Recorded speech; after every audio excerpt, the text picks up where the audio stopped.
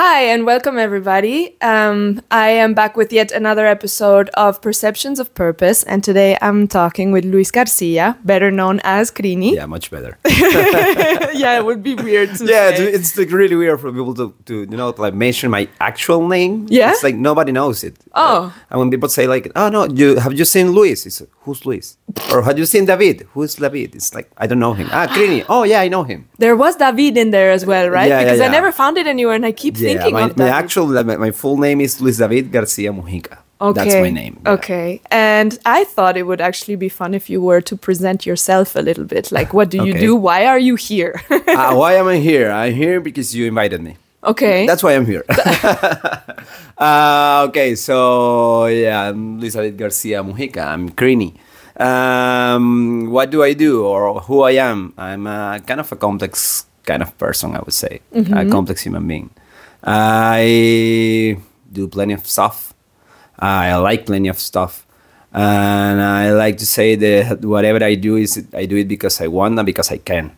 So that's pretty much how I was playing, or how I would say I am. It's like I'm a complex human being that, yes, I do what I want when I can, and that's it. Okay, that's very beautiful. That is a very different way to present yourself than many people would, I think, once you get asked, because so many start to talk about their profession, right? Yeah, but that's not my case. No. No, that's not my case. Actually, I remember once, if I talk about profession or what I studied, I'm a computer scientist, actually. And I remember I was one at a bar here in Madrid, and there was this guy like reading the tarot cards. I think, how do you call it? And he asked, so you are the computer engineer? No, I'm not that guy. I'm just a regular person. I'm not that guy. I'm not a computer engineer, and I need to be that. It's like I studied that. That's not who I am. So that wouldn't define me. Wow, So, that's beautiful. I love that perception. Okay, cool. And so, you already knocked on the computer scientist part. You studied that in Valencia, in Caracas. Yeah, in Valencia, in Venezuela. Yeah, in Venezuela. Valencia. Valencia is like the third biggest city in Venezuela. Yeah, it's pretty close to Caracas, like 2 hours away from Caracas. Yeah. Okay, and then so how you discovered at some point that you were into visual arts and design as well, and today you work a lot in that area. Yep. How do you tie that back into the whole computing studies that you've done? Actually, I think since I was very little, I knew that I wanted to do something like had to do with visual kind of expression. Actually, my dad and my mom had a printing company, and I pretty much grew up there because all the time when I left school, like once the school closed, I went to the printing company, and I spent much of my days there. And I remember once a specific time that I wanted to invite. I wasn't that the popular kid at the school. No, I was about like, how do you call it, like the underdogs. Underdog? Yeah, kind of. And I remember I wanted for the kids to come to my birthday party. And since no one knew me, it's like, how could I make them to come and stuff? And I said, I'm going to make an invitation. And one of the guys told me how, from the printing company, told me how to use, I don't remember which was the software. I think it was like CorelDRAW, something like that. Okay. So I made an invitation. Yeah. That was my first flyer. And it was like, I don't know, I was 7 years old or 8 years old, something like that. And that's probably digitally? Yeah, digitally. Okay. And the guy saw that, and it's like, dude, you can live from that. That's graphic design. And what's graphic design? Yeah, it's like a career the career path that you can follow. And I was like, I'm gonna be a graphic designer. For me it was like right at that time, and said I want to be a graphic designer. That's what I want to do with my life. But the thing is that in the city where I was living, there was no we have public universities in Venezuela, but there's no public design school in the city where I was living. They often are. Yeah, and it's pretty far away. I was like 15, 16 years old when I left high school. My mom said, dude, you cannot go there. If you go there, this is in like the Andes. It's like the hippiest kind of town you can get to see in Venezuela. I don't allow you. And she was like, if I leave you together, if you go there, I will lose you. So please don't go there. Okay. I was like, what else can I do? So I ended up studying computer science because I thought that I could do like graphic kind of computing.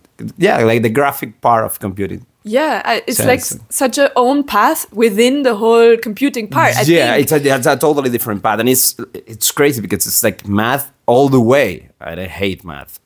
Even though I use it a lot in the kind of designs that I do, it's like I hate math. Like I couldn't spare to do, like spend my time doing graphics in a computer with code. It's like, no, that's not something I want to do. Yeah, but it's understanding the enemy, and once you get like. That's different. Yeah, you learn the root of it, right? Yeah. So it's like, going from there and growing from there. Yeah, totally. And so studying that, did you work in computing at all? Yeah, I did work computing first with databases. Actually, even teach like how do you call it? I don't know, like a special class about advanced topics in databases. Wow. So I spent like 3 to 4 years working on that. And then I had to come back. I was working in Caracas at the time. But when I came back to the city where I was from, Valencia, there was no actual like area for me to work on. As databases was not something that everyone will request. Yeah. So I couldn't work from there.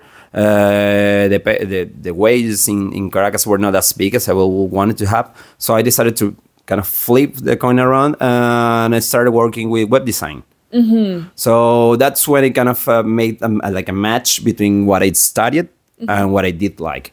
Which is still kind of pioneering, no? For the time, there wasn't as many web designers. There weren't as many web designers, to be honest. And I remember the first job that I got as like a graphic designer, web designer, like even a web dev, was because I used to do a lot of flyers for the parties that we threw up in Venezuela.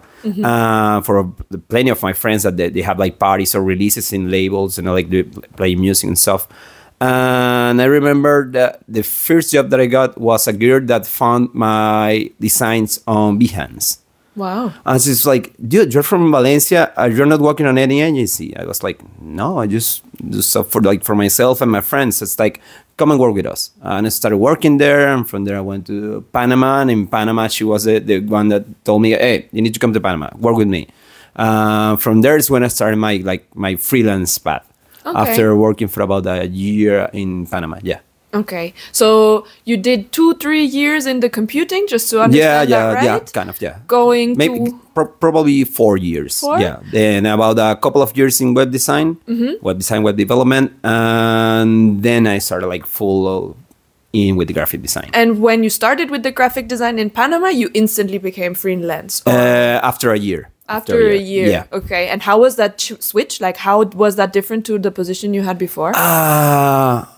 I felt free, to be honest. Yeah. Nice. I was working at the marketing department for a huge hotel and casino in Panama. It's like 5-star. Like I remember they were part of a like hotel chain. Like it's like huge. I don't remember the name. Marriott, I think. Okay. So it was interesting because I had a chance to do stuff for like a casino, like the biggest casino in Central America. I was like, I don't like casinos, but I need to work on this. It's like money. At least I was working with design. Yeah. But at some point, it's like, dude, what I'm doing is I don't like it. I don't enjoy it. It's like to be honest, I remember even a time when we were at the casino, like we had the whole marketing team, and I was saying like, I feel like I'm trapped. I feel like I'm a lion like in a zoo or like in a cage, and I need to leave. I need to leave. Like 2 or 3 months after, I left. Okay. With no actual plan. Okay. No plan at all. It's like, I will open my own studio. I need to be free now. Yeah, I need to be free. It's like I will open my own studio. And I remember I discussed that with my wife. I told her, I'm going to go fully freelance. Don't know how it's going to be, but, let's try. At least, the worst thing that can happen is that I have to come back to work. Worst case, you look for a job and you'll probably find something, even totally. If it's not that. But there's always... Yeah, since my profile is like... I don't know how to say this. Like pre-open. I can work with databases. I can work with code. I can work with design. I can do several stuff, and I'm not afraid to learn new stuff. Yeah. So it's like I'm pretty much like that. So it's like let's jump and do it. Let's go all in. And it has been actually next year is gonna be 10 years since then. Congratulations. Happy birthday. Thank you. I'm going to have well, in Venezuela, we don't have sweet 16, but we have like a 15 años. So See, it's like, you know that. So, yeah, I'm going to do something like that, Yeah. You will do a party for your freedom. Yeah, totally. Amazing. I love that idea. I will do it.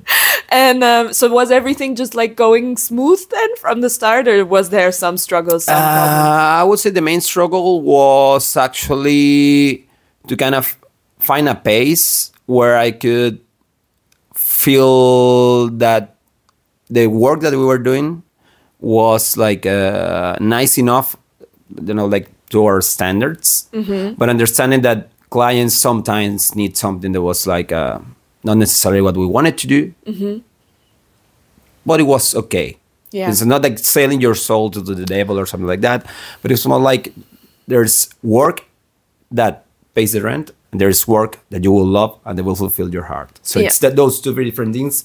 I think that was the most difficult part, to understand that. Once I understood that, it was like, okay, how do we manage to do this in a way that we will get to the end of the month and we will have enough money to pay for the rent. But you don't feel like you're selling your soul. Yeah, exactly. So, this kind of planning and how to manage and the economical part of it, I think that was one of the main struggles. For me, I wouldn't say it was difficult to find clients because, it's like, just because of the word of mouth, I would say like most of my clients had come through that way. So it has worked that way since, like I said, like even I have never, it's crazy because I have never done like an actual like job interview. No. All of the works that I've had come because someone is like, dude, you need to work with him. Wow. Because of, like that same word of mouth. So, and it has worked all of this time for me. So 10 years going strong. Yeah. Even the work that I did before, in computer science is having the same way. So it's like, I have to be doing something good. It's like, I think I'm doing it okay. People still calling me. It's like, I will keep doing it that way. Just makes me think of the sentence like, be so good they can't ignore you. Probably. Yeah. I mean, there's a nice quote from, I think it was Andy Warhol that I remember. I teach the, I remember I called it a WordPress workshop. It was a portfolio creation kind of workshop for designers, illustrators, photographers that wanted to like have their own portfolio, but they didn't know anything about coding. And I remember I started each session with a quote from Andy Warhol. This how to say it? The 99% of success is showing up. So it's like, if you show up, you're there. You're there. You make the mistake, and then next time you'll do better, but you were there. Yeah, totally. So yeah, I think I'm not afraid of showing up. So that's what has worked for me. That's beautiful. Like that's actually clashing so strongly with something that I personally have been struggling with, I think, because the planning and everything that you may learn and read nowadays is so much into you have to be ready and you have to prepare a portfolio and you have to find the clients and send the clients, instead of like potentially finding something really close and then like, okay, from there we go, and then they will recommend you to someone else, and that will like shape a generation as well. Like this kind of pressure that is on artists nowadays in those terms. Yeah. It just brings me to my next question in terms of the next creative generation that is growing nowadays, especially with Instagram, the internet in general, but also with the rise of AI. How do you see the next generation of artists? Like, what is your prediction a little bit of what's going to come? Okay, predictions are pretty difficult. Yeah, but I would say even more now that, this technology changes like overnight it changes and everything is, it's like pretty difficult to predict. But I would say that there will be like a huge there will be like an avalanche. It's like an avalanche of plenty of things happening at the same time. Or talking about like creative things happening. But once that avalanche, like it comes down, I don't know how that's the right way to say it in English. this snow that's left there, then like I would say it's more softer. Obviously, we don't have snow in Venezuela. I'm assuming it's like I've never been in an avalanche, but like, You have never seen snow? No, I have seen snow. Okay. Yeah, I saw it in Chile. Yeah, but it's like well, here in Madrid we had it as well. Like 3 years, 2 or 3 years ago. Yeah, Filomena. Yeah. So it's like it's softer, and whatever comes from that, I would say it would be nice because it's different. It's made not from a production point of view. It's like we need to do, and it would come from I must do it because there's no way I could not do that. You know, it's like more the creative part of it. It's like there's no way I can keep going at this pace that is required by the system. Let's call it that way. Yeah. People will tend to go towards the idea of, if I need to do this, I really need to do this. There's no way I cannot do it. Like an intrinsic voice telling you. Or, yeah, it's like the body talking instead of the mind, you know? Right now, our mind is really polluted because all of the things that we see in social media, news, TV, or whatever, in the streets. Yeah. It's like, not only distractions, it's like everything. The distractions can be sometimes, you know, like positive, but we have all of these distractions mixed with things that are so negative. It's like, it's pretty difficult to differ what's taking much of your mind space. Yeah. When that mind space is busy with all of those stuff, you know, it's like, oh, this is like really, I don't know how to, like really happy. This makes me like really happy. Oh, this makes me like really sad. These switches are happening like every single day, 24/7, and you're seeing it, and it's that's why I'm saying that the mind of everyone right now, it's like polluted in that sense, and so polluted and clouded that they don't actually see what it is that they would do if. So I remember I was talking to one of my therapists, like my psychologist once, and he told me between the mind and the body is the one that knows the answer. You always listen to your body. The body is the one that rules. So if your body says no, or your body says yes, then it's no, or it's yes. But it's what your body says, not what your mind says. Yeah, because the mind can trick you. Yeah, and the mind is, like I said, it's polluted. There's some kind of like a virus that we have in there, you know, like talking. It's crazy, but it's like that. Yeah, and I think also you can, like, if you read about it, it's like you can train the mind as well to do things, right? Totally. Like either it's habits or it's just thoughts that are recurring, or some kind of a chemical addiction in itself, whether positive or negative. And the body is actually a representation of it, but still has like this intuition that we still can't describe. I think that's really nice. And maybe sometimes you will feel that you know, like that sense of there's something happening that I don't understand what it is. There's something happening. You will feel it, even if you don't understand, because to understand it in your mind. But you need to. Yeah, so you will feel it. You know, it's like there's something wrong. There's something good happening. It's like, what's happened? That's when your mind comes into you know, to make the actual decision that you need to make. Being honest with yourself, though, no, because you will try to avoid it, but it will eat you in the end. It will eat you in the end. Yeah, totally. Oh. Been there. Qué pesado, qué pesado. We went deep. Been there, done that. Yeah. Well, let's make it a bit softer then. Yeah. It's like it's the avalanche. The snow is softer. Yeah. Yeah. But we're gonna take a little bit further. It actually made me think of like the avalanche. I like the one, but snow is so complicated because things don't necessarily grow from it. But I know like what you mean with the softer snow. But I would see it as the eruption of a volcano, because what comes out of it is so fertile, like it's all so full of mineralization. But that was just like my thought. Ya está. Yeah. But it's like a contrast. Yeah. But what needs, like, how do you see that avalanche then? Like, what is, like, do you have a closer description of what could be that avalanche? What could be the avalanche? Like right now, but something that could be happening now.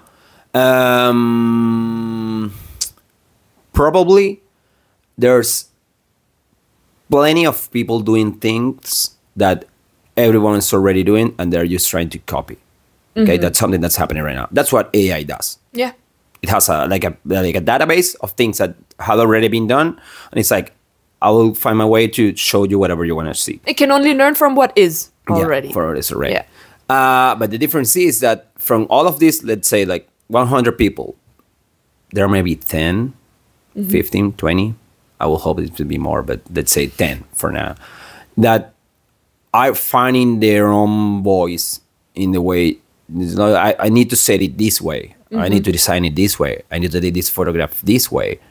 I will, I don't know, like project this thing that I'm doing this way, not using social media or not using these kind of things, you know. So it'll be more kind of an organic kind of thing rather than a copy and paste kind of thing. Okay, so that's my feeling. It's like, you know, when the feeling that you get when you see you I don't know, you plant a tree or you plant a, like, whatever you want to plant in a pot, and it's, you try hard for it to, like, to grow, and that, you know, and it dies. It's like, fuck. Then you see in the street, right in a corner, right in the street, next to the sideway, and there's it's something growing there. It's like, ah! Yeah, it's growing there. It's like, because it needs to grow. Yeah. So that's what I'm saying. It's like, it's the same. And maybe, like, again, I'm not that much of snow savvy kind of guy, but it's like, you know, maybe some small flower growing up from where the snow was, the avalanche passed by, and it's, you know, it's season change, and it's, you know, it's like, that's something different for me as well. Yeah. In Venezuela, we don't have seasons. Yeah. So I'm trying to interpret something. Something that I'm trying to learn from it at the same time. So it's like, you know, these things, these first blooms, you say? Blooms. Yeah, these blooms you see, like, right after winter, you know, these kind of things that you get to see. I have the sense that it's going to be something like that. I have that feeling. So that's kind of how I see it. Yes, we have AI. I'm not saying don't use it. Use it. Yeah, you can use it. It's a tool. It's like using a computer. It's like producing in, like, an Ableton or some kind of the digital audio workstation that you want to use. Or when, I don't know, when I see works that have been done for by designers in the 80s, 70s, 60s, it's like, dude, how did this guy made this, like, cover art? It's like, it's crazy. And no, well, we didn't have computers, and we just did it like collage, and we took a photo and we posted it, and it's like, man, it's crazy. Right now, it's much easier to do it in a computer. But again, it's the tool, not the artist, not the craft. You know, the craft is different. So I would say we'll go more toward the craft than the tools. The tools is just, there will be some point where it's like, it won't matter if you did it with AI, you did it with Illustrator, if you did it with code. It's like, what matters is the craft, not the actual way you manage to find the final outcome. The value is in what the creator intended to make, and not like what tools he used to actually. And I feel that creators are going to be, like, more honest every single, you know, we're going to evolve to go to that way.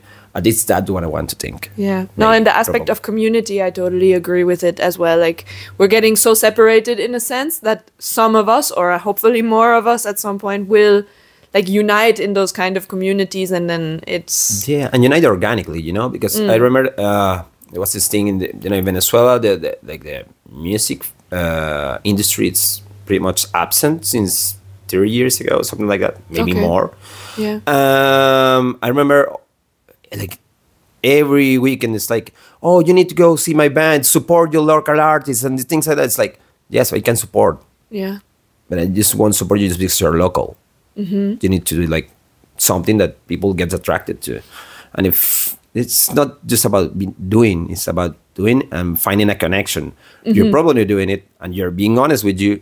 And if it doesn't connect with anyone, don't worry, it connects with you. That's really important. That's enough. That's enough. Yeah. But if you're the only thing that you're searching for or looking for is that to find more people to like your art, it's like, no, come, more people. It's the same. It's just consumption. It's like you're not approval. Yeah, probably.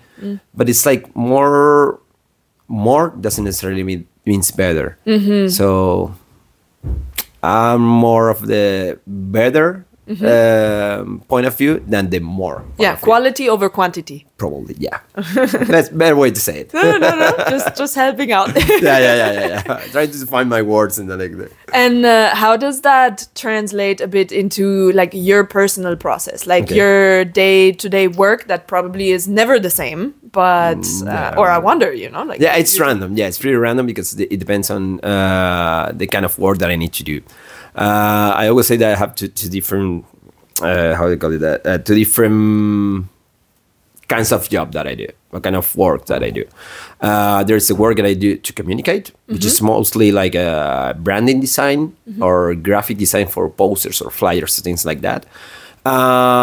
There's a work that I do because I have to, because I have it inside of me. I need to take it out. It's like I need to not necessarily to communicate, because I not even know what I'm trying to communicate.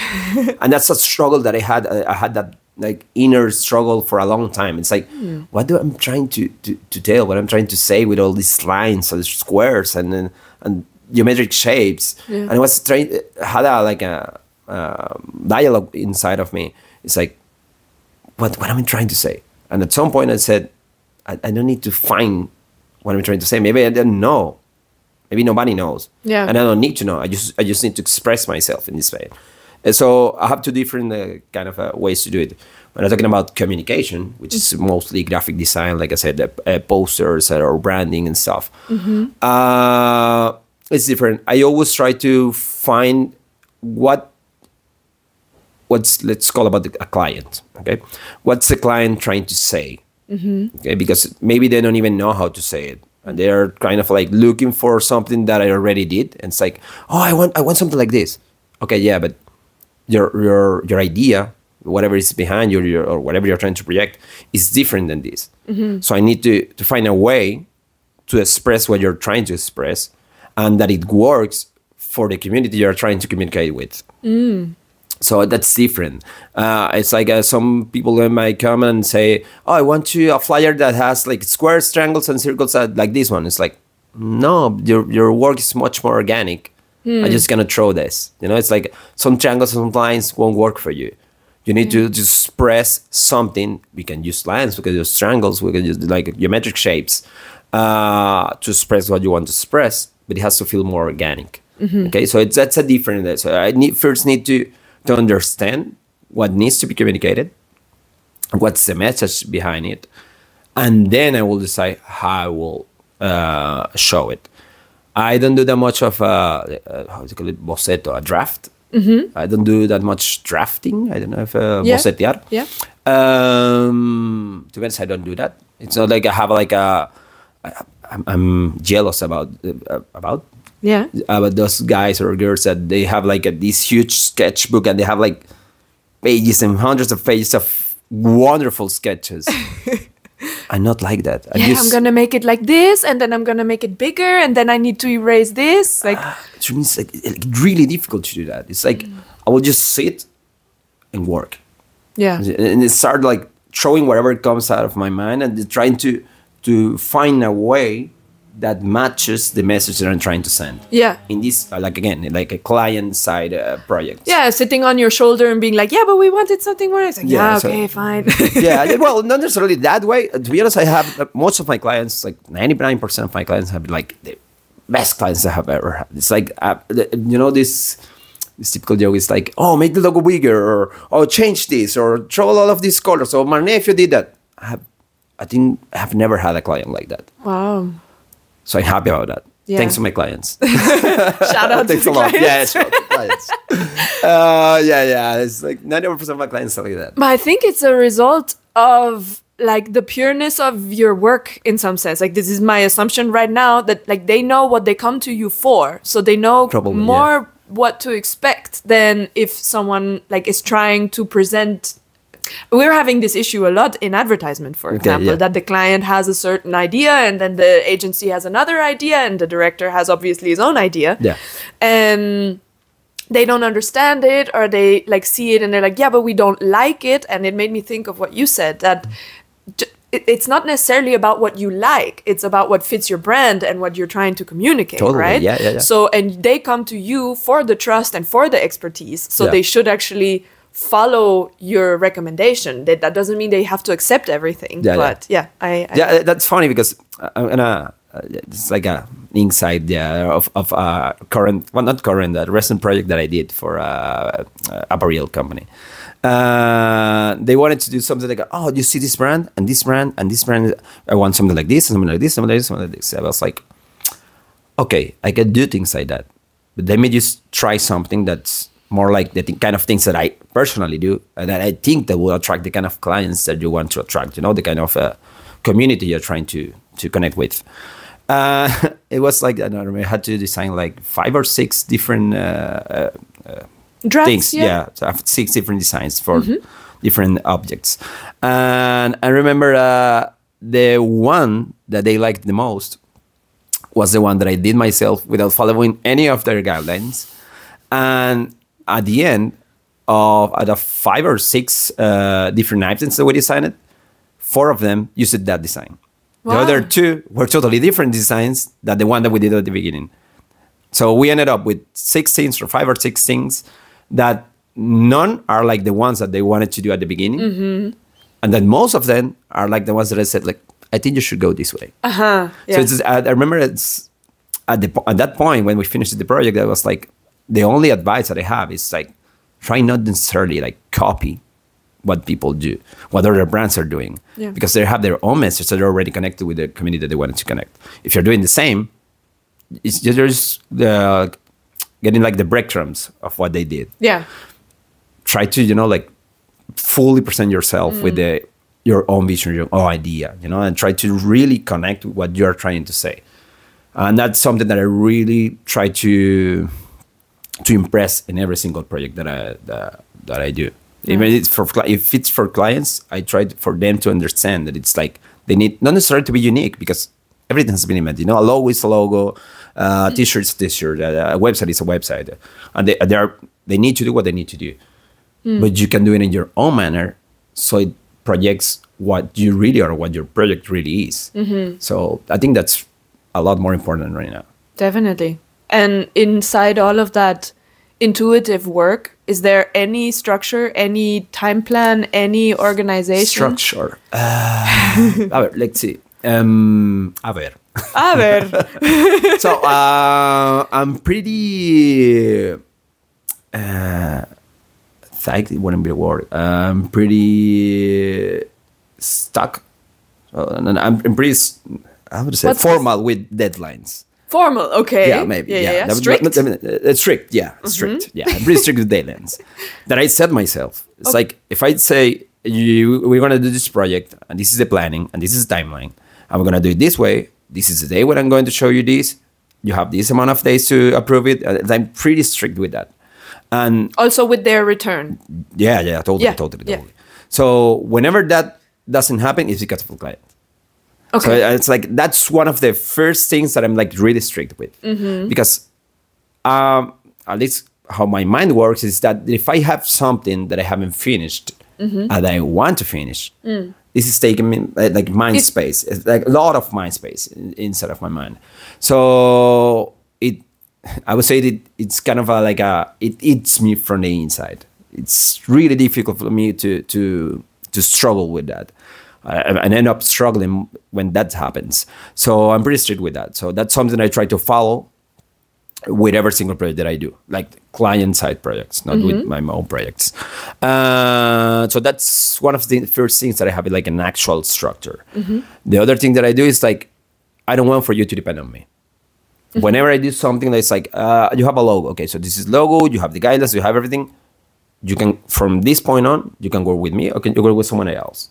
I will never try to like tie up a client to my services or the things that I do. I will never do that. And I think I would say there's even a practice that lots of people did. Like, maybe not necessarily this generation, but the previous generations lead a lot. Yeah, it's like, I will make a website. So, no, but if you want to change that comma, well, they're like a semicolon, sorry, commas in Spanish. Comma exists as well. Yeah, okay. If we want to change this word, or if you want to change this image, you need to call me and it will be like 50 for an hour, then something like that. It's like, I will never do that. Yeah. Every single project that I do, I will let you know that this is your project. This is the way it works. This is the way you want to change, you could change stuff. And that's something that's really important for me. I want people to feel free. I want to be free. I want for them to feel free. If they come back and requesting for changes or, no, I prefer for you to do it, wonderful. But that's something else I use, like every single project that I do it that way.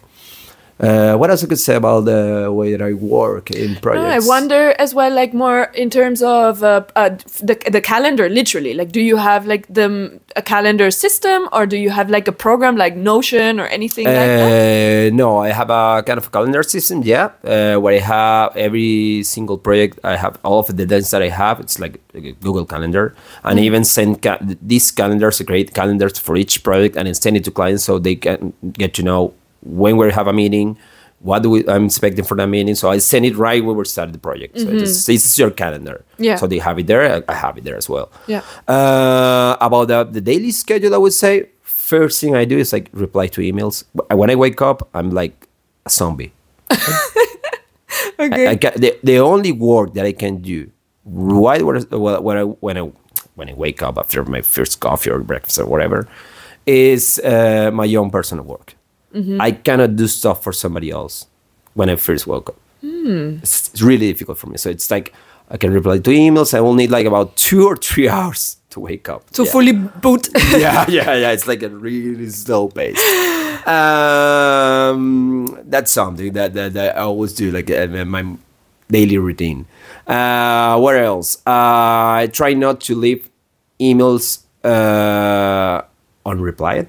When I shut out the computer. When I finish the work day. I will never do that. Respectable. It's like, I understand how people could feel if they don't have a reply back. It's not that I, running behind all of my, if I get an email, I have to reply it right away. No. But I understand how they can feel. So if it's something that I can avoid and that I know that will affect my project, I would rather reply. Even if it's small, I read it, I will reply back with later tomorrow or something like that. But I received it. So I like to have like a really nice relationship with my clients. No, that builds trust in the end, totally. And it's like more like I understand how someone can feel when they give you X amount of money for you to make a logo for them, or for you to make a website for them. And it's like 1 week, 2 weeks, 3 weeks, and they don't hear from you. It's like, they can get anxious about it. Of course. So I try to avoid that. Yeah. Because I know that anxiety can affect the project. Even if the outcome is the same, it will affect the project, will affect the relationship. So I try to avoid that. Yeah. Obviously, not trying to push myself to a limit where I cannot feel comfortable about it. So I try to keep like a balance between keeping them not necessarily happy, but comfortable, comfortable, quiet. It's like, yeah. I totally see it. That it's just, if they would know that if you don't reply, then maybe something is up. It's just like a relationship with friends or with your partner. It's just, okay, we know that we will reply, and even if it's not necessarily what you were looking for now, you know that you will get it tomorrow or whenever you. You know how many times I have had like clients that are coming because someone said that they will have something in 10 days, and they don't have any. They didn't have replied. I don't know if that's didn't even reply. They didn't even reply after. In those 10 days. It's like, I know, and I kind of get an answer from them. It's like, I'm talking about like big agencies and freelance people as well. Yeah. So it's like, that's crazy. How can something like that can happen if it's like an emergency or something? I understand. Yeah. But it's like, dude, at least reply the email, Or something else is like, oh no, it's a delivery day, and it's like 1 hour before the meeting, I won't be able to give you this because I couldn't finish it. Dude, if you weren't ready, you knew that like the day before or even the week before. Just let them know you won't have it at the time you told them you will have it. Yeah. And it would be much easier. They will still trust you, but just let them know, See, the problem is not the fuck up. The problem is the miscommunication and the trying to hide it. And Totally. Yeah. Yeah. I don't know if you have any other questions. I think I have been running in circles about this. Para nada. It's very interesting. It's strange for me. Everything has been so natural in my process, or like organic, that I've never stopped to think about these kind of things. So when you ask me, it's like, I'm trying to think and talk at the same time. So it's, yeah. No, and one, I'm sure it's super interesting for many out there. And if anything, it's helping me right now. Okay. So we're getting there. Yeah, we're getting there. What would you say, like, in general, what advice would you give someone that feels like going into a similar direction? May it be design, may it be whatever it be, you know, but with so many interests, like how to... You've been mentioning the intuitiveness of your work. Like, how does that intuitiveness feel? Like, or how can you, did you train it or how could you train it, you know? Okay. I would say there are two different sides of that question. Mm-hmm. I will try to answer the first one, mm-hmm. which is, I think, one of the people I'm more worried about. And I would say probably the easier to answer is like an advice. What's the first, like the thing that scares the most to someone that wants to fully commit to their creative how do you call it? Endeavor, craft, yeah. It's money. So I always say, keep cash flowing. If you don't have enough cash to get to the end of the month to pay the rent and stuff, this will take most of your mind space and you wouldn't be able to create. So I think I said it when we started talking. It's like there's money, there's work that fills up your bank account, mm-hmm. and there's work that fills your heart. So you need to divide this, you know, to understand that you need to take work that will at least get you to the end of the month. Probably, if it works, ideally next more. month. If it's 3, much better.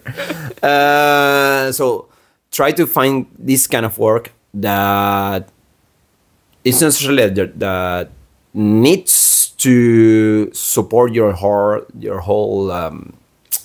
project, mm-hmm. but at least it keeps it running, and it won't contaminate or pollute your mind. Almost you sponsoring yourself, kind of. Like figuring out what work would be the okayest to do in some way to be able to dedicate more and more and more time to the actual thing you want to do. Yeah. Even it's something that has happened to me a lot. It's like, and connecting with the question you asked before about when we were talking about communication with, communication with the client and stuff, is that several of my clients that I have started working, like, I want a logo, and then I ended up doing their website, and then it's just like, I want for you to make changes on my website every single month. So that's money that keeps, recurring clients. I know that's sometimes difficult for some other creative areas. It's not the same for photography or for design or for illustration. But if you find a way that, even if you don't necessarily will use it as your main portfolio, it's work, and it's honest work that you do for the clients that you already have. Yeah. So you've already, one of the most difficult things is like finding new clients. But if you have a client that is willing to pay for the work that you're doing, and is willing to do it like every now and then, just keep that communication flowing, keep that relationship going. So that's one thing I would say. Have something that could help you to keep in contact and keep doing stuff for your clients. That's about the money part of it. Talking about the intuition and all of this stuff, I will divide this into two different things. There's one way to see it for client-side projects. There's another way to see it for your own work. For the client-side projects, I would say, how do you call it? This guy, Stefan Segmeister, used to talk about this. He's a huge designer, creative guy. I think he's from Austria, lives now in New York. I'm going too deep into that. No. But this guy said that you need to have cultural awareness. This cultural awareness, he mentioned an example when he went to Japan, and people started to ask him at a workshop or something like a conference that he gave. It's like, are you willing to work for people in Japan? Yes, I will work here for sure. I was like, dude, I don't know anything about Japan. No, and the customs and the traditions and the way. What could I do that will connect with the people here? Yeah. So that's something that people need to understand, is that when you're doing work for a client, you're not trying to connect with your people. You're trying to connect with the people that client is trying to attract.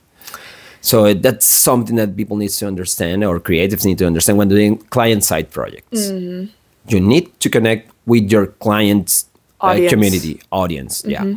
So that's something that's really important. If it's not necessarily the exact same work that you want to do, you need to understand that you're providing a service. Yeah. So that's different. And when you're talking about personal projects or like personal projects, it's more like, imagine there's no one seen. Imagine there's no one, if as a musician, listening to your song or to the lyrics you're writing. Imagine there's no one else you need to connect with. Picture it like if you're doing work only for yourself. You're in a dark room and you're doing all of this that you're doing for yourself. That's the only way you can do that work that is really meaningful to you, and that will probably connect with the people that you really want to connect. Yeah. Because you can do work that's, I'll do it because I want, to get more followers, or to, I work to be seen by a lot more people. Yeah, but it's that something that you really need for your work? Is that something that you really need for what you need to express? So I even was talking to a friend a few months ago, and she asked me, if you will ask a question to another artist, which question would that be? I say, if there was no one watching, would you still do it? So that's something that people need to understand. It's like, if you're doing it for yourself, that's, you need to keep doing it that way for your personal work. I watched an interview. I don't know if you know Casey Neistat. No, I don't. Is a YouTuber, but he became really famous because he revolutionized the way he was vlogging for YouTube, especially. Yeah. And it was something that he had been doing his entire life. Like the moment he had a camera in his hand, he was recording this way and he was doing it this way. And it was almost too early for the generation, even though this was 2010, 11. It happens. And so now I watched an interview by him that he's now super famous, millions of followers, etc. pp. And he said, like, I didn't do that for anyone, I did it because I wanted to do it, and I did it because I could, and it was the only thing that I felt like I knew how to do it. And eventually the success will come, but if you're doing it to be successful, it's not. Yeah, that's different. Yeah, that's different because you're pointing to, like, how is the name of the purpose? The pursuit, no, the perspectives of purpose. Okay.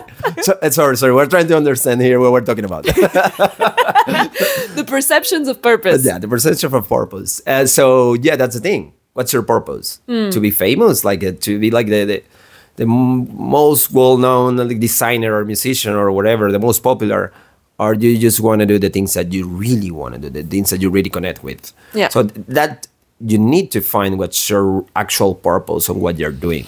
And again, what you're doing for your personal kind of fulfillment, and what you're doing for your, let's call it clients or audience or community, because not everything is like client-side work, fulfillment. So that's something that you need to understand. I remember like a sketch or a short video that I saw from, I think it's Frank Zappa. I don't know his music that well. But I remember a friend, a designer friend, sent me this video where he's saying that someone was asking, are you not worried about people not understanding the work that they're doing? He was like, no, dude. That's what I like the most. When I enter a room or I go to a stage and there's like 100 people and 50 go away because they understand what I'm doing, the other 50 stay. That's the people I want to connect with. Yeah. The people that maybe want to find something interesting in my work, or that already found something interesting in my work. Yeah. And they want to keep, they want for me to keep feeding them with that. That's the people I want to connect with. But I'm doing it for myself, not because of them. Yeah. Not because there are 50 or 100 or 1,000 people there. It's just that I want to do it because it connects with me. And if it connects with someone else, that's really nice. So because it connects with you, would you call that in some way like the flow then? Like the flow that one would be in, or? The flow. Like the flow state in terms of connecting with yourself so much that like everything is just happening and it just flows out of you, like in art. Probably. But that's a nice way to say it, but it's not necessarily that way for everyone. Not everyone, there's sometimes, it's not my case, but there's sometimes that people can get like blocked, it's like a creative block. I'm sorry to say this, but that has never happened to me. Yeah, and it was literally my next question, because I was wondering. Okay, we can go that way and then we can keep discussing about it. If that even happens, if you're following so much into whatever is your intuition, then there shouldn't be any block, because you always just follow whatever you're doing anyway, right? You're not forcing it. It's not happening to me. I cannot remember a single time when that did happen to me. And again, if you're trying to have like a flow which is 100% active, and you want to give having every single new ideas like the whole day, like every single day, it's like, is that the purpose? To have more ideas, to create more, to do more, to do different? What's the actual purpose? More. Yeah, that's the thing. Most of the time it's more. And I'm more, and I want it now. That's the other thing. In my case, it's not like that. There are pieces of work that I have been doing, like artworks that I have like published on my Instagram or something, that had been I made it like 2 years ago.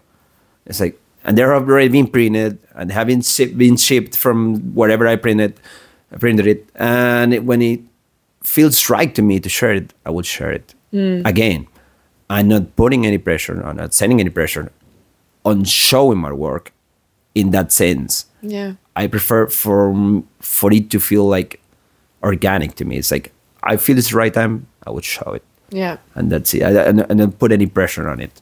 So when you're putting too much pressure, that's when I think the creative block can come. It's like, I need to make it. I need to do it. I understand when you're talking about, let's say, client work, it's difficult because you have deadlines. Yeah. And you need to figure something out for them. It's like, what am I going to do? And there's something else that was really funny that happened to me like a few years ago when I first arrived in Madrid. I remember I went to it's not a workshop, but like a how do you call it? It's Type Thursdays. It's the people that, not necessarily designers or type designers or people that are in the creative area, they hang around for about 2 or 3 hours and talk about type, like typography. Yeah. Nerds. Yeah. Type nerds. Hello to my type nerds out there. So I remember after I went several times. One of those times I was talking to one of the guys, the organizers. We were talking about the imposter syndrome and things like that. And I said, dude, I work with graphic design, but I never studied graphic design. I learned it, by doing it, which is the way I have learned most of the things I have learned in my life. And I was saying that I feel like I'm not fulfilling not the requirements, but the maybe the ideas or the expectations that some of my clients have. And the guy was like, did they keep calling you? Yeah. Is the logo the same? Yeah. Are the colors the same? Yeah. So what are you worried about? Yeah. Yeah. The thing is that he said that one of the things that worry lots of these designers or illustrators is that they want to be like featured like in Behance, or they want to be like in this conference, or like I don't know, like design awards. I want to be like want to be in the top 10. It's like, that's not necessarily for the client.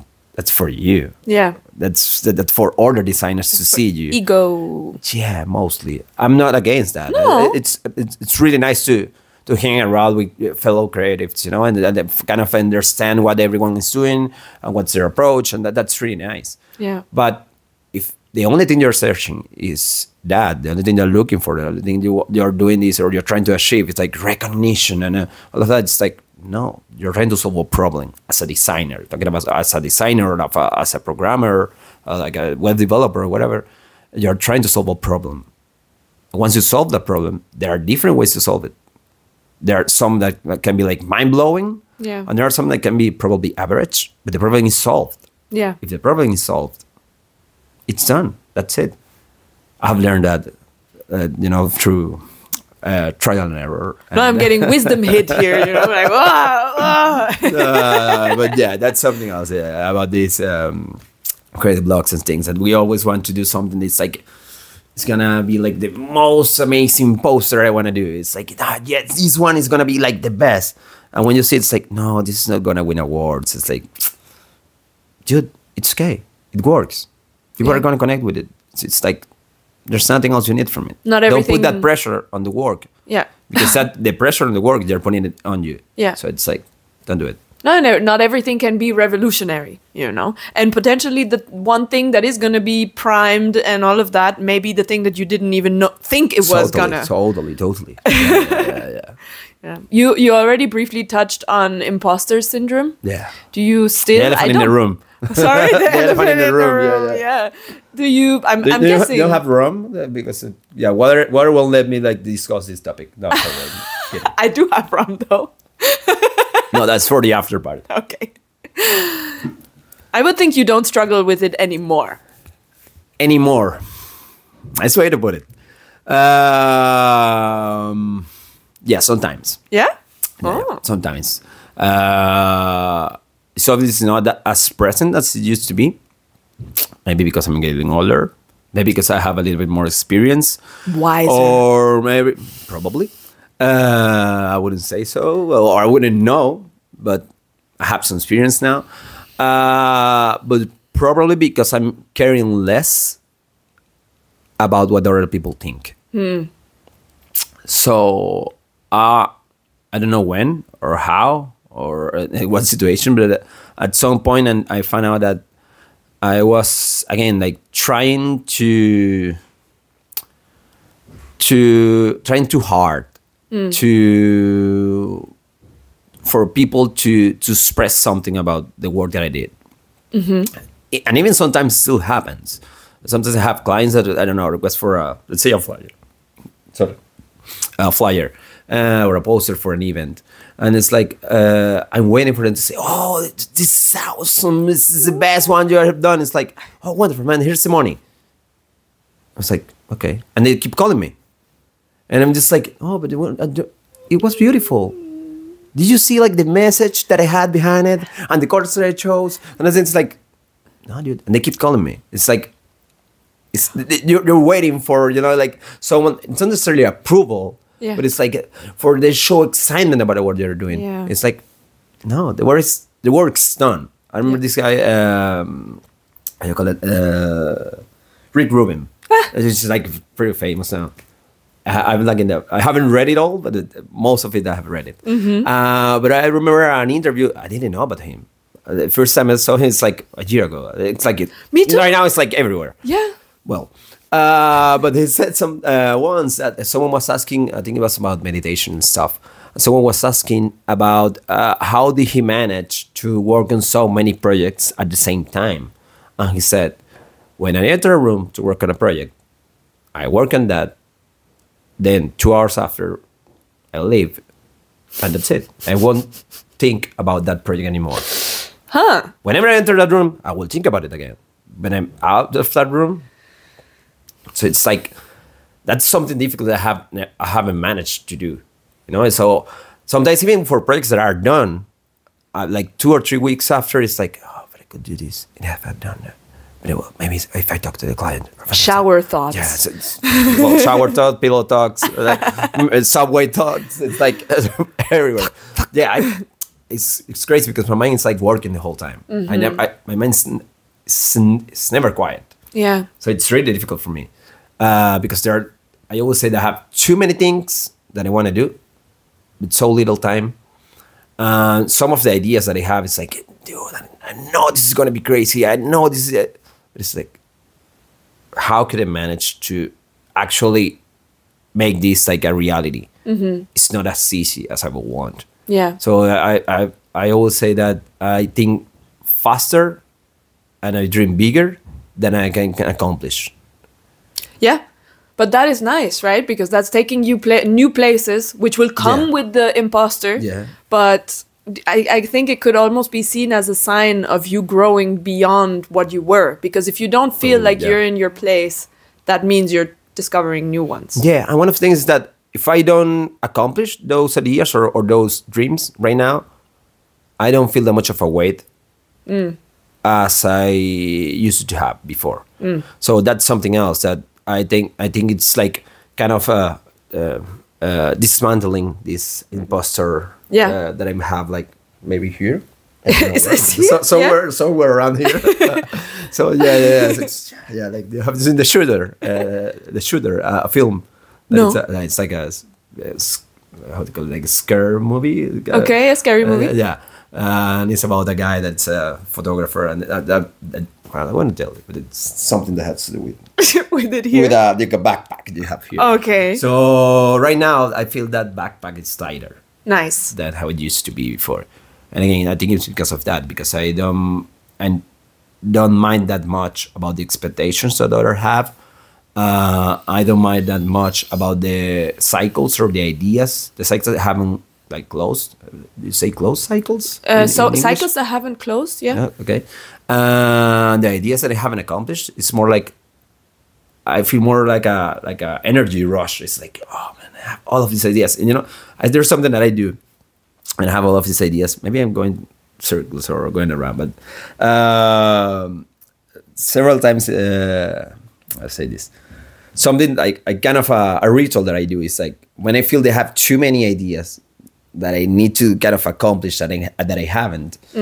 I go to a cafe here in Madrid, Faraday. You know Faraday? I sit there for about 2 or 3 hours. Yeah. It's like just writing every single idea that I have in my mind. I will get like 2 or 3 coffees. You know that I can drink like 2 or 3 coffees. It's impressive. I can still sleep, right? Yeah, I sleep perfectly. So I can just keep drinking coffee and like writing all of those ideas in a notebook or page. Yeah, a notebook. Mm-hmm. And I feel like how do you call it, like an immense joy when I see all of that. Like when I can see that all of that comes from my mind. Yeah. Even if I don't like conceive them, like and make them real. Yeah. Having all of these ideas is something that I feel blessed for. Yeah, the potential of creation. Yeah, totally. Yeah. So I remember sometimes I have posted like in social media, it's like, I wish everyone at least the 10% of the energy and creative rush that I'm feeling right now. Wow. So it's like, if I feel that way, I could imagine if like everyone could feel that.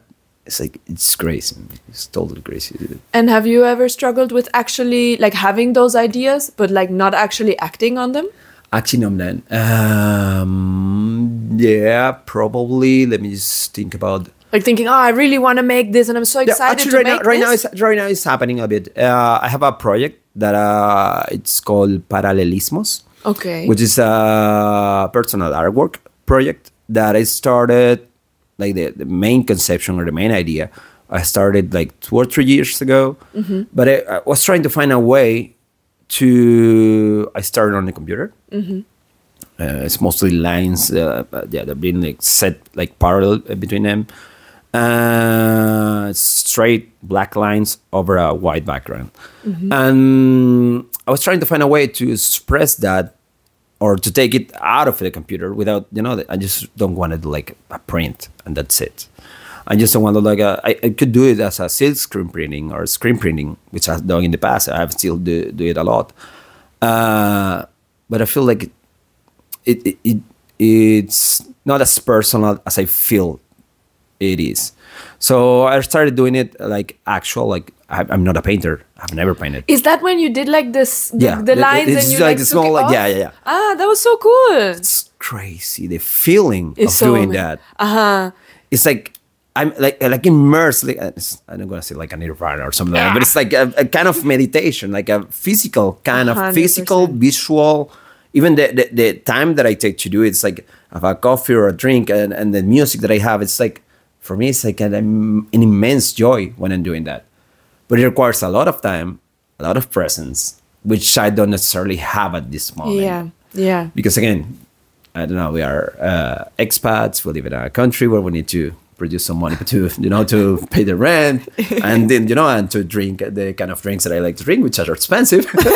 I like craft beers, I like specialty coffee, I like natural wines. So it's like, and then 7 specialty coffees are much more expensive than our regular ones. So that's something I have made the basis with. My amends. Yeah, so it's like I understand that that's something I really like, so I need to make the money to have all of this, like clothes. So I don't have that much time to work on that part. Yeah. So that's something that I feel like at this point I can feel a little bit. Which was the word that you use when you asked the question? When you asked about the like you feel that you want to make it, but you put it off. Yeah, well, that's something. Yeah, that's one of the projects that I have, because it's like, well, this is an inside of the work. Is that I'm doing like right now it's like 40-50 prints, but each of those prints it can be disposed in 4 different manners. So you can use the artwork like this or this, like this, like this. And since I want my work to be like more accessible for people, I want to do it in 4 different sizes so you can have 4 different prices. It's like maybe it's a web developer mind talking about responsive A5, design. A4, yeah, kind of, yeah. So it's like a small one, a medium one, the large one, and the X large one. So it's like it would require a lot of time. Maybe I will try to take some time next year to work on that. So yeah, that's one of the projects that I feel that it's like I need to make it, but unfortunately I haven't had the time to. Yeah, and it sits there in the back and rubs. Yeah, but it's there. It's there. You know, I already sold 2 prints of from those. Well, not 2 prints. They're not prints, like handmade. But 2 of those artworks already sold them. But again, I want to make more. Not because doing more, because I want to see them like in reality, you know, and like, have the feeling of doing it by hand. Yeah. I did that when I made ceramics in my house, and I actually glued the bottom of the ceramics in waves. Okay. And then I painted with the arcilla, the color. Yeah. And when you take it off, when it's dry, is so satisfying. And also the sticking it on was super fun. Totally. And it was something that I never felt attracted to it. You know, this kind of since I'm an internet part of the internet generation, and I grew up having PCs or computers close to me. I've never had that feeling that I need to be a painter. You know, it's like no, never. I've been using computers for pretty much my whole life, so I never felt attracted to it. But once I did it, it was like. The haptic of it is just something different, like using your hands. Totally. And seeing that, maybe when you take off the tape, and you see that it's not completely precise. You know, it's just there's some failure here, and there's some small paint drop here. It's like, I like it that way. Amazing. Because it's organic, you know? Yeah. And that's something that I had never had the chance to experience in my own work. Of course, because it's all so calculated that 1 + 1 will be 2. And it's done that way, and most of the times it's printed, or if it isn't printed, it's like made on a screen printing, which is a manual work, but it's pretty exact. You know, like 99%, you will see like exactly how it was conceived. Yeah. But doing it this way, it's like, man, I love that. You know, like seeing the lines. I don't even like the lines that I do like with a pencil. Yeah. I don't erase them. I leave them there. So it's like, I love that, you know, seeing that there. Maybe if you see it from far away, you wouldn't see that. But when you see close, it's like, it's there. Depth. So it brings it depth, no? Yeah. Super nice. This, you know, the organic kind of feeling. So, cool. Yeah. Wow, maybe you'll do more things then organically soon. Probably. Yeah. Well, DJing is kind of organic as well. It is. We haven't even touched on that at all. Well, yeah, it's too much. I do too many It's things, too much. With too little time. Yeah, that's for the after party with a rum and everything. Yeah, exactly. So, but what would you say is the work that you're the proudest of? The work I'm the proudest of.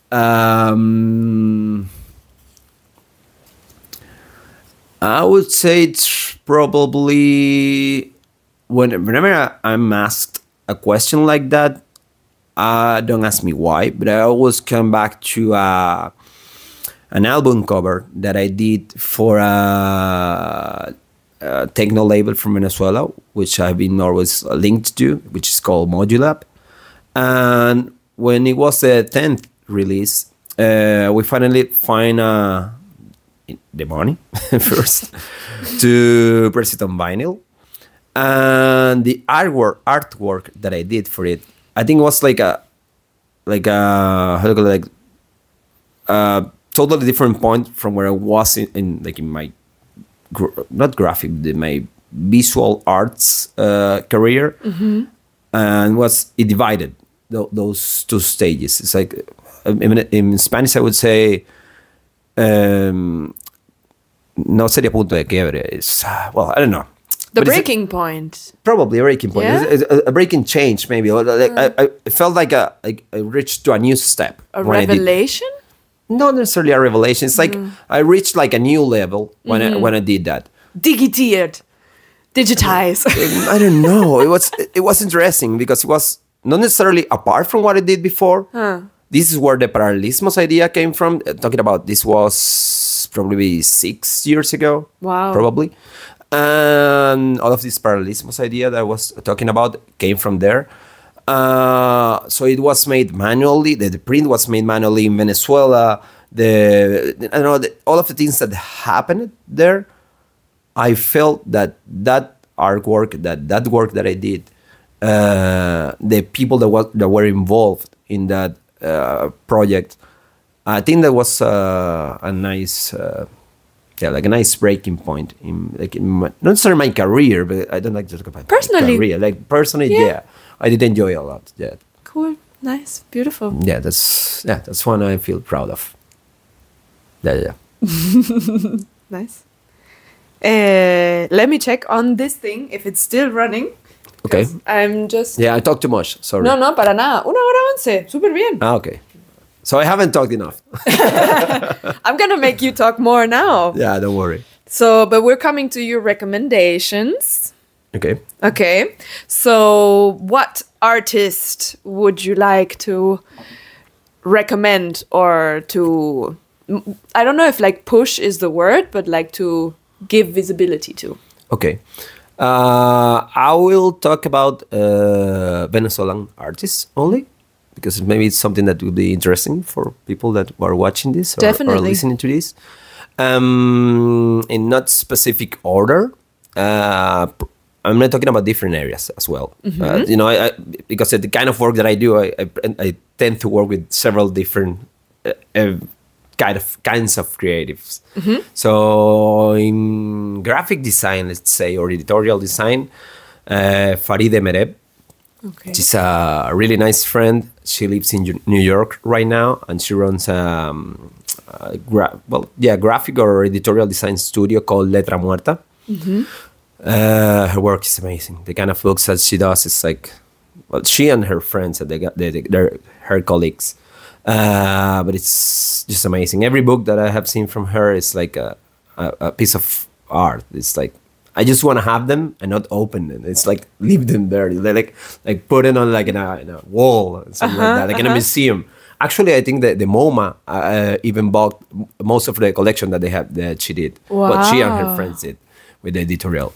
In graphic design, her Paul Naveda as well, Spotty. I met him. He's from Venezuela as well. I met him in Chile. And actually, he plays with me a lot here in the nights that I run with La Casa del Ritmo here. Nice. He's a DJ as well. I have Googled him because he was in your list from the interview. Yeah. And he's even more intimate than I am. Sorry. Kind of, it's like more chill kind of person. But the work that he does and the amount of details that he works or that he impresses on his work is impressive. He's a graphic designer as well, but he also makes his own artwork, and I connected a lot with him because he's an abstract kind of artist, but it has this feeling that, when this, if you don't know if it's totally abstract or if there's some meaning that you can actually see. Yeah. So it's right in that middle point. Wow. About designers, I would say those. Musicians, I like a lot the work that Augusto Brascio is doing. He used to be like a really important, how do you call it, like orchestra director. He used to be like the orchestra director or the band leader for Natalia Lafourcade. Yeah, it's really nice. He actually came about 2 years ago. About 2 months ago to Madrid And I cried during the whole concert. It's like, yeah. I cry a lot as well. That's one part of me that not everyone knows. Now you know. So yeah, Augusto Bracho probably. And Monsalve y Los Forajidos, which is a Venezuelan band that is, yeah, it's a new take on Venezuelan rhythms. Okay. And actually their last album, Bichos, which was released by a half Venezuelan label that is right now based between London and New York, which is Olindo Records. So yeah, musicians, I would say those two. What else? I don't know, recent projects that I would recommend. Otherwise, maybe a book or a book. A podcast is not, well, this one is not Venezuelan. I don't mention a podcast. No, I don't want it then. No, this one is interesting. To be honest, I don't listen that much to podcasts. No, me neither. But this one is interesting. It's made, I used to live in Argentina for a year, in Buenos Aires. And there, I didn't met him, but I knew about this guy. It's called, I forgot his name. Well, right now I remember the name of the podcast or the episodes that he does. He has this sketch or this short part in a radio station in Buenos Aires, which is called El Cazador Solitario. Okay. And the interesting part of it is that he brings, not actual biographical, biographias. Biographical? Yeah, biographical information from well-known people, like famous people. But it's mostly related to love and sex. Okay. So it's like things that you will have never, that no one will have pictured about this person. So I don't know, he talks about Dali and Gala. He talks about, I don't know, Elvis Presley and somebody else. He talks about like famous people like Bob Marley, Muhammad Ali, or people like that. Wow. He talks about their relationships. And the relationships, like in the sense of sexual relationships and love relationships, and how this thing affects the actual work they did that made them famous for. So it's really nice. I don't remember. Juan Esclar is the name. Juan Esclar. Eso. I was gonna say you'll just send it to me and then. Yeah, that one. Sorry. A book. I remember right now two. To be honest, I don't remember the guys who wrote it. One is Santiago Se Va, which is kind of a fictional, really interesting. It's a crazy kind of book. Okay. From a Venezuelan, I don't remember the name of the author. And the other one is Salsa y Control, which is kind of a barrio kind of writing. I really liked it when I read it. Those two were gifted to me. I don't read that much, to be honest, but most of the books that I have read have been a gift from someone that I really feel close to. Yeah. So yeah, those two are one of the two really nice that I will suggest. And when you mentioned about the GoPro died. That's okay. Okay, no worry. We're still here. So one of the things that you mentioned before is like poems. Yeah, if you have like a mantra or a poem. Well, I don't necessarily have poems in my mind. I don't read that much poetry. But there is one from a Venezuelan, how is it, poetisa. Like a female poet. A Venezuelan poet. Yeah. Her name was Millo Vestrini. And I think the poem is called Té de Manzanilla. And there is one specific part in that poem because it's something like she's actually writing to a friend of her. And there's one specific part of that poem that I really connect with, because I always say that most of the thing that I have done is because I have done it with the support or help of friends, family, or close people. It's not that I will have never reached the point where I'm at, which I don't know what it is, but this point where I'm at, with a lot of support from friends.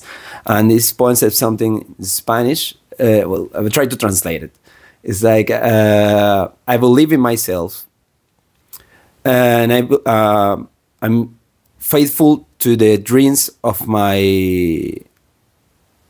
youth, and I believe in my friends and the friends of my friends, and not of the people that do the things that are loved, something like that. In Spanish, it's something like, creo en mí y en los sueños de mi infancia. Y creo en mis amigos y en toda la gente que se parece a uno. Something like that. I'm trying to remember it Que like se parece precisely. a uno. Okay. Yeah, something like that. Whenever I read that, it's like, I feel, like, joyful. I feel like happy. It's like a really nice, for me, it's like really nice kind of phrases, because it's like really short. That part is really short. The poem is bigger, but yeah, I really like that one. Sorry. No. Go ahead. No, I don't know if I have something else to share about recommendations. No, tranquilo. Yeah. But and two friends that are photographers or videographers, filmmakers. They have recorded most of the most famous Venezuelan hip hop artists. One of them is Carlos Vázquez. Okay. He's living in Argentina. And the other one is Ian Vildosola. Okay. Their work is amazing. Have worked with both of them. And everything that they do is like, I call them the Midas touch, the guy that, the kid that whenever he touched something, it became gold. Ah, wow. Okay. Have you ever heard about that? No. I don't know. We call it in Spanish, El Niño del Don de Midas. Ah, I know it from Aladdin. They have this hand of gold where, like, if you touch the hand of gold, then you become gold, but you get like... Well, I don't know if it's like that, but I always think of them like that. It's like whenever they get involved into a project or with a project, it's like it shines. It's crazy. Yeah, they have this studio called Base Studio, which it's an independent kind of studio. So they have with sweat and tears involved. So nice. It's really connect with them from the heart. Yeah, totally. Yeah. Cool. Nice. And I have something surprising for you that you don't know yet that will happen. Okay. But it's very short. It's very quick. Don't worry. It's just very painful. Okay, bring the rum. bring the rum. Might help. No. It's a quick back and forth. I'm going to give you an option between two things. Okay. And you're going to tell me which one you'd rather do. Okay, sure. You have to choose. All right. So, do you sleep in or get up early? Sleeping. Yeah. Totally. Actually, 3 days ago, from the 24th, I went to sleep at 12 o'clock at night. I woke up at 2 o'clock in the afternoon. It's been a heavy December. Yeah. Regular kind of weekend for me. It's like since forever. Yeah. I used to sleep in a way longer, and nowadays I just really enjoy waking up early. Como me cuesta. Yeah. But I like the idea of like, oh wow, it's before 9. You know? I enjoy that. And I enjoy it even more when it's for like doing my own work, working on my own stuff. But yeah, I will sleeping. All right. I'm sorry, it's short answers. No. No. I like told you it. I talk too much. Let's spread it. Filter coffee or milk coffee? At home, filter coffee. Okay. At home, filter coffee, yeah. Okay. And otherwise flat white? Yeah. Con avena. With oat milk. Yeah. Silence or music to work? Damn. To work, probably music, yeah. Yeah? Yeah. Okay. Yeah. Salty or savory? Savory. Okay. You're like, I'm going to just say the word. Yeah. And I feel like I know this one already, but I'm going to ask it anyway. Ocean or mountain? What do you think? Ocean. Yeah, but no. No, really? Look, I love the mountains. Oh. I love the mountains. Yeah, you even have it tattooed in my arm. Okay. Yeah. But like for sleeping in tents and stuff? Yeah, I really... Camping. Yeah, like camping. But yeah, I remember someone said once, or I read it once, and someone said, I don't understand people that go to the mountains to find a quiet place. It's like when you go to the mountains, there are the bugs, there's the trees, there's the wind, there's a lot happening. And it's like, that's when I feel most connected to nature. Wow. When I go to the mountains. So yeah, I really enjoy the beach. Obviously, I come from a not a coast town, but pretty close to it. Yeah. And I come from the Caribbean, which yeah, Duh. the beach is like pretty something that I know, pretty present. But yeah, mountains. Wow, cool. That's a nice surprise. Surprise. Amazing. Well, then, yeah, thank you so much for this. This was amazing. Thanks to you. It was a nice chance. I don't. This is not something I usually do. Yeah. But I like to talk a lot. There's something that it's crazy. I don't know if you will show this after, but I always say that in social networks, I don't feel that people will understand that I'm a pretty close, chill kind of person. You know, something like I like to talk. I love to talk. I love these kind of things to happen. Even if it's not recorded, I love this. I could talk for hours with someone. But in social networks, it's like, it's so fragmented that it's when I talk to you, so you're talking to someone else, and it's like, okay, or something. It's like just short words. Yeah. And there's no actual dialogue. Yeah. Even now, even less, because then people just send a reel and that's it. It's like the little gifts. Yeah, or just an emoji or a sticker or something like that. So it's even, you know, the communication is not that, it doesn't necessarily need to be deep. Yeah. It's not it's not that close. But something always gets lost. Yeah. With letters. Totally. Even if you send a voice message, I mean, that may be the closest thing you could have. But Probably, but you're just talking yourself and you have to wait for someone. It's like walkie-talkies, you know, it's like changed. Okay, over. So it's like, over. Yeah. So it's something like that. I really like to talk a lot. So it's like, you know, like these kind of conversations. Cool. Thank you for your time. I enjoyed and for the invitation. Very much. Cool. Thanks. I'm glad. Yay. We made it. And thank you for listening if you made it till here. Honestly, yeah, it's made it till here. Sorry if I talked too much. That's what you came here for. Yeah. Bye.